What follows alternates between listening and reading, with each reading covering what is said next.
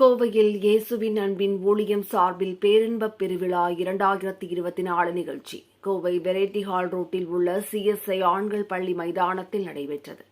1ஆம் தேதி தொடங்கி இந்த நிகழ்ச்சி வருகிற 5ஆம் தேதி வரை 5 நாட்கள் நடக்கிறது.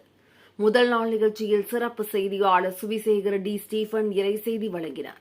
அதைத் தொடர்ந்து இயேசுவின் அன்பின் ஊழிய ஸ்தாபகர் டாக்டர் அப்போஸ்தலர் ஏ. ஜவகர் சாமுவேல் நற்செய்தி அளித்தார். டாக்டர் டேனியல் ஜவகர் மற்றும் போதகர் பென்னி விஸ்வாசம் ஆகியோர் ஆராதனை நடத்தினார்கள். கூட்ட ஏற்பாடுகளை பேராயர் பெக்சல் ஜேக்கப் மற்றும் குழுவினர் சிறப்பாக செய்திருந்தனர். கூட்டத்தில் திரளான மக்கள் வந்து இறைசெய்தி கேட்டு ஆசிர்வாதம் பெற்றனர். முன்னதாக நடைபெற்ற இந்த நிகழ்ச்சிக்கு போதகர் ஜான்சன் சத்யநாதன் தலைமை தாங்கினார். நிகழ்ச்சியில் போதகர்கள் A. Christopher Nelson George, S. Solomon Premkumar ஆகியோர் கலந்து கொண்டு சிறப்பித்தார்கள்.